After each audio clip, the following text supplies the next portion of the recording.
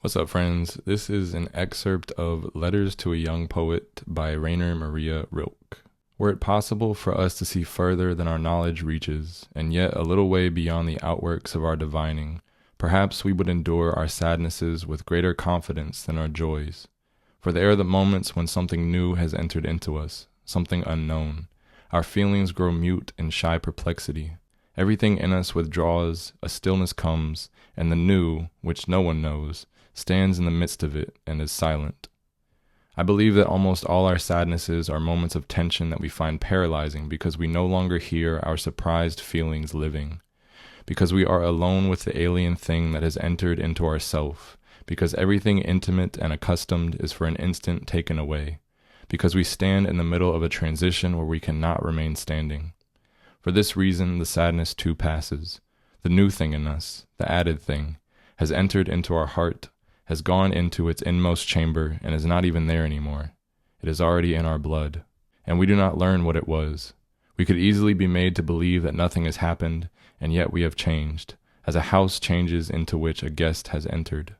We cannot say who has come, perhaps we shall never know, but many signs indicate that the future enters into us in this way, in order to transform itself in us long before it happens. And this is why it is so important to be lonely and attentive when one is sad, because the apparently uneventful and stark moment at which our future sets foot in us is so much closer to life than that other noisy and fortuitous point of time at which it happens to us as if from outside. The more still, more patient, and more open we are when we are sad, so much the deeper and so much the more unswervingly does the new go into us. So much the better do we make it ours. So much the more will it be our destiny. And when on some later day it happens, that is, steps forth out of us to others, we shall feel in our inmost selves akin and near to it. And that is necessary. It is necessary.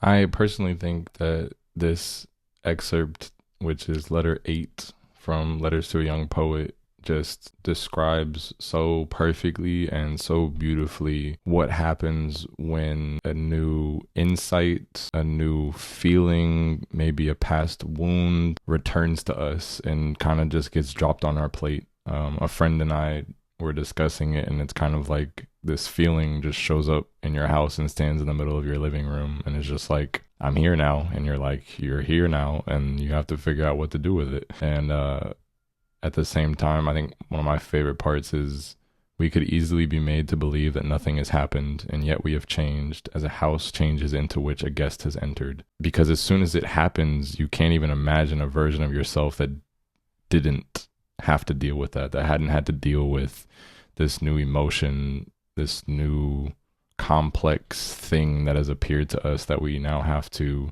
process, integrate, and adapt to. I think honestly the best part of this letter is at the end, so I'm gonna skip to that now. Do not believe that he who seeks to comfort you lives untroubled amongst the simple and quiet words that sometimes do you good. His life has much difficulty and sadness and remains far behind yours.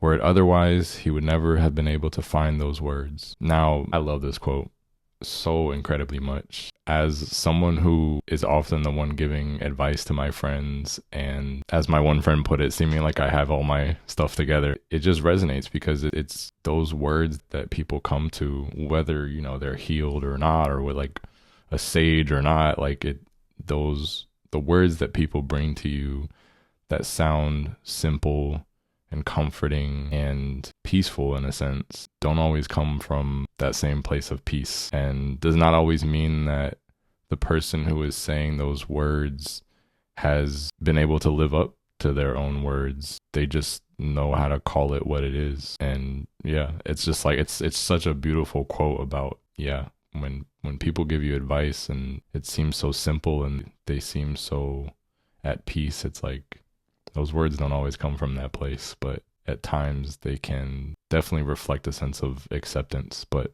now I'm just rambling, so hopefully y'all enjoyed. I just felt like sharing that, to be honest. So, yep.